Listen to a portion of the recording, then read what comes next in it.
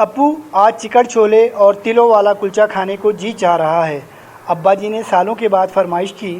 ابا جی مجھے پیار سے ابو کہتے ہیں۔ میری خوشی کی انتہا نہ رہی۔ فجر کی نماز ادا کی، جوگر پہنے، مارننگ واک کے بعد چکن چنے والے کے اڈے پر جا دھمکا۔ ابھی وہ اپنی ریڑھی سجا رہا تھا۔ میں نے چنے پیک کرنے کو کہا۔ وہ بولا، باؤ جی اتنی صبح؟ چنے 7 بجے سے پہلے نہیں ملیں گے۔ میں گاڑی میں بیٹھ گیا اور بے قراری سے چنوں کا انتظار کرنے لگا۔ چنے والے سے ہر 2 منٹ بعد دریافت کرتا، بھائی اور کتنا انتظار کرنا پڑے گا؟ وہ بس تھوڑی دیر باؤ جی کہہ کر تسلی دے دیتا۔ میری بے قراری بڑھتی جا رہی تھی۔ بار بار موبائل پر وقت دیکھتا۔ چنے والا جو مجھے نوٹ کر رہا تھا میرے پاس آیا اور بولا، باؤ جی آپ پہلے بھی چنے لے جاتے ہو پر اتنی سویرے اور اتنی بے قراری پہلے نہیں دیکھی۔ خیر تو ہے؟ میں تو جیسے سوال کا منتظر تھا۔ میں نے سر اٹھا کر فخر سے کہا، بھائی آج میرے مرشد نے چکن چنوں کی فرمائش کی ہے۔ میں ان کا حکم جلد از جلد بجا لانا چاہتا ہوں۔ وہ بولا، مرشد مطلب آپ کے پیر؟ میں نے کہا، ہاں میرے والد بزرگوار۔ وہ جھلا کر بولا، کبھی مرشد کہتے ہو کبھی والد، چکر کیا ہے؟ میں نے بتایا میرا باپ ہی میرا مرشد ہے۔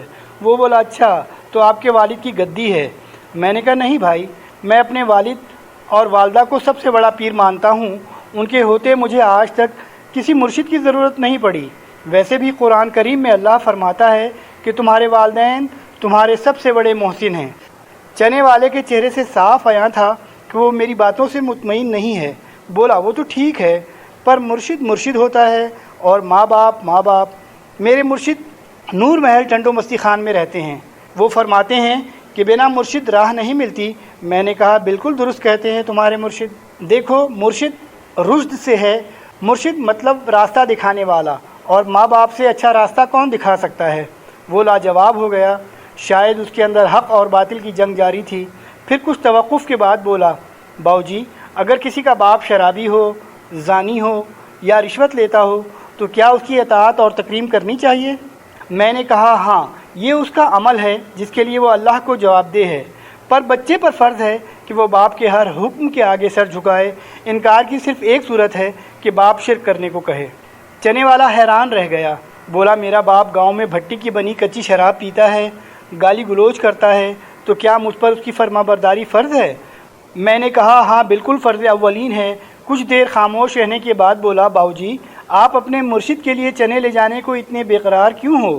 میں نے کہا، بھائی میرے ابا کبھی ہم سے کچھ نہیں مانگتے۔ ہم 5 بھائی اماں ابا کے لب ہلنے کے منتظر رہتے ہیں۔ ابھی میرے چاروں بھائی سوئے پڑے ہیں۔ مجھے ڈر ہے کہ اگر ان میں سے کوئی جاگ گیا اور ابا جی نے اس سے چکن چنے اور تلوں والے کلچے کی فرمائش کر دی اور وہ مجھ سے پہلے ابا کے لیے چنے لے گیا تو میرے ہاتھ سے نیکی کا موقع نکل جائے گا۔ چنے والا حیرت سے تکنے لگا۔ بولا، باؤ جی آپ ایسا سوچتے ہو؟ میں نے کہا، سوچتے نہیں بلکہ ہم 5 بھائی طاق میں رہتے ہیں کہ والدین کوئی بات منہ سے نکالیں اور ہم ایک دوسرے پر سبقت لے جائیں۔ ہم تو تاڑ میں رہتے ہیں۔ چنے والے کی آنکھ سے آنسو روا تھے۔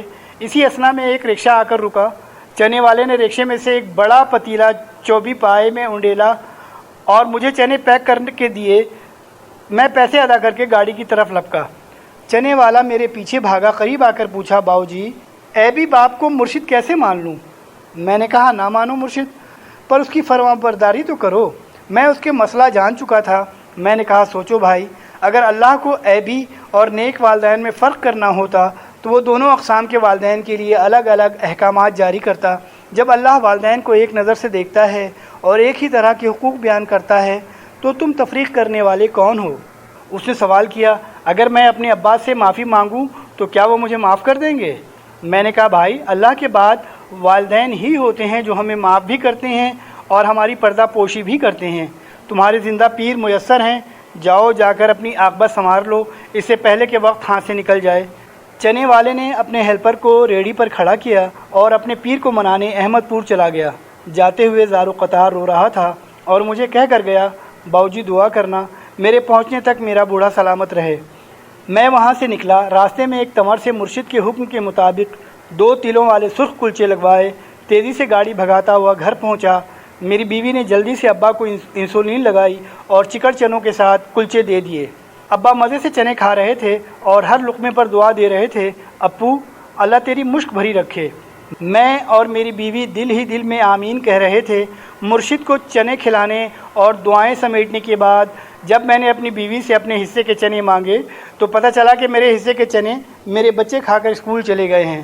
جانے میں نے کتنی بار ابا کے حصے کے چنے کھائے ہوں گے۔ اللہ ہمیں آسانی عطا فرمائے۔ میں نے اپنے دوست کے کہنے پر اپنی اہلیہ کو بھی مرشد بنانے کا فیصلہ کیا۔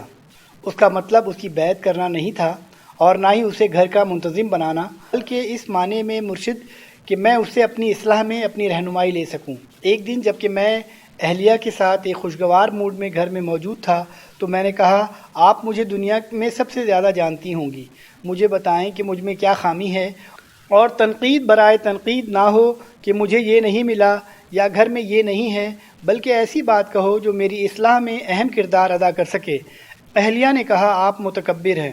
مجھے ایک جھٹکا لگا کیونکہ اپنے سب گھر والوں میں اور محلے داروں میں متواضع اور منکسر المزاج معروف تھا، لیکن میں نے بات جاری رکھی۔ میں نے کہا، کیسا تکبر محسوس کرتی ہیں؟ اہلیہ نے کہا، آپ کو اپنے علم اور تقوی دونوں چیزوں کا تکبر ہے۔ مجھ پر اس وقت یہ بات بہت گراں گزری۔ میں بحث کر سکتا تھا، اپنی عاجزی کے شواہد کے انبار لگا سکتا تھا، یہ کہہ سکتا تھا کہ بیوی تو فریق مخالف ہوتی ہے اور اس نے تو ایسی بات کہنا ہی ہے۔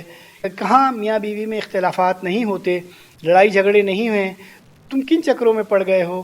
کسی نیوٹرل شخص ہی کو مرشد بنا لیتے، بیوی کہاں نیوٹرل ہوتی ہے، وغیرہ وغیرہ۔ لیکن میں نے اپنے نفس کو سمجھایا کہ یہی کڑا لمحہ ہے، اس بات کو حقیقت سمجھ کر مان چلو، اور بھلے اب دنیا تمہیں عاجز کہے، تم عاجز نہیں ہو۔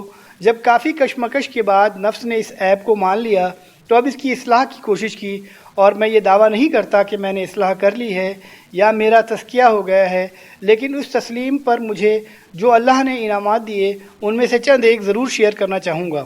مرشد کی یہ بات تسلیم کرنے کے بعد اللہ نے عاجزی کے احوال کھول دیے، یعنی عاجزی پہلے کتابوں میں پڑھتے تھے، اب اسے محسوس کرنا شروع کر دیا۔ مرشد کی اس بات کو تسلیم کرنے کے بعد اگر کوئی مجھے متکبر کہے تو کچھ ملال نہیں ہوتا، بلکہ دل میں خیال آتا ہے کہ صحیح تو کہہ رہا ہے، اور دل اللہ کی طرف لگ جاتا ہے کہ اے پروردگار، تو ہی اصلاح فرما، معاف فرما۔ یعنی تکبر کے الزام یا طعن پر رد عمل پیدا نہیں ہوتا، اپنے متکبر ہونے کا احساس ندامت پیدا ہوتا ہے اور زبان توبہ اور استغفار کی طرف مائل ہوتی ہے۔ اب یہ معلوم نہیں یہ کیفیت کب تک باقی رہتی ہے۔ اب رہ کے یہ حدیث یاد آتی ہے کہ جس کے دل میں رائی کے دانے کے برابر بھی تکبر ہے وہ جنت میں نہیں جائے گا، اور دل میں یہ خیال آتا ہے کہ میرے دل میں تو رائی کے دانے کے برابر تو لازماً تکبر موجود ہے، کیونکہ رائی کا دانہ تو بہت چھوٹا ہوتا ہے، اور اتنے کم تکبر سے بچاؤ کیسے ممکن ہے؟ دل میں اپنے نفس کی بڑائی آ ہی جاتی ہے۔ مرشد کی بات سے ایک اور حال پیدا ہوا، اور وہ یہ کہ رہ کر یہ خیال ستانے لگا ہے، ہزاروں لوگ تم سے استفادہ کرتے ہیں، وعظ و نصیحت، تحریر و تصنیف سے فائدہ اٹھا کر میدان حشر میں تم سے آگے کھڑے ہوں گے تو تمہاری کیا عزت باقی رہ جائے گی؟